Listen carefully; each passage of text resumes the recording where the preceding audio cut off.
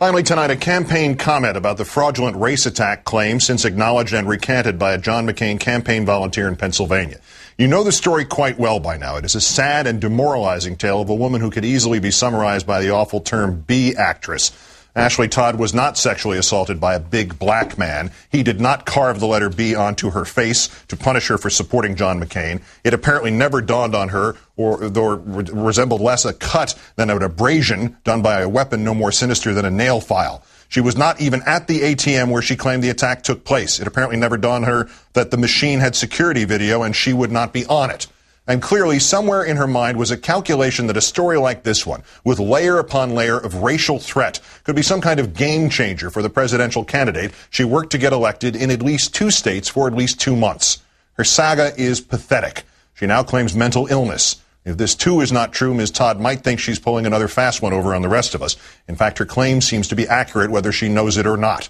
And much more disturbingly, so was her calculation.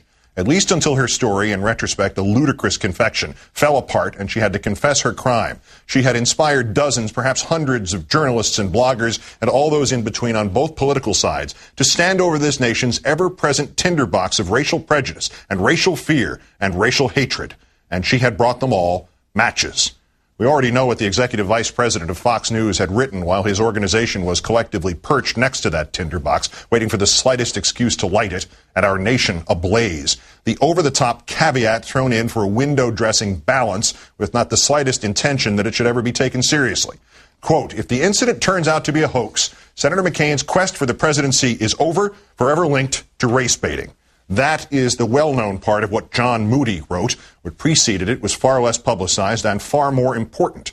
Part of the appeal of and the unspoken tension behind Senator Obama's campaign, he wrote, is his transformational status as the first African-American to win a major party's presidential nomination. That does not mean that he has erased the mutual distrust between black and white Americans, and this incident could become a watershed event in the 11 days before the election. If Ms. Todd's allegations are proven accurate, some voters may revisit their support for Senator Obama, not because they are racists, with due respect to Representative John Murtha, but because they suddenly feel they do not know enough about the Democratic nominee. Moody wrote that. It wouldn't be racism to suddenly blame Barack Obama for an attack on a white woman by a black man intending to punish her, not supporting another black man. It would instead be a watershed moment because it somehow meant they suddenly feel as if they do not know enough about the Democratic nominee. Its only connection would have been racial, but the response would not be racism. The tinderbox again, and a very large match provided by John Moody. I know that man. He is not stupid, not careless. He has, in fact, an educational background identical to my own, right down to the same college radio station. He knew what he was writing, a rationalization for racism. That Moody should be fired goes without saying. That if not fired, he should resign in shame is also obvious. Neither will happen because there is no one of sufficient authority to reproach him and the others who, but for Ashley Todd's inability to maintain her inner hoaxer for more than 2 days, would have solemnly and grimly and some secretly happily set the presidential campaign on its ear and knocked this nation's tenuous grip on the relationship between the races off its axis because there was nobody to say, no, don't. This is where you come in, Senator McCain. No histrionics from me to you this time, Senator. No yelling, just a plea. Say something about this now. Say something strongly and succinctly about the unacceptability of what happened and how some of your supporters tried to exploit it. I am not asking you to assume the responsibility for this, no matter how your campaign pushed this story. I have no doubt that in the mirror image scenario, many of Senator Obama's supporters would have done the same. But I also have no doubt that by this point in that mirror image scenario, Senator Obama would have said something to try to stop the next Ashley Todd or the next John Moody. Senator, of all the things I don't like about you or your campaign, I have never thought you a racist. As imperfect as was your moment with that Minnesota woman mumbling about Arabs, I thought it was the finest moment of your campaign.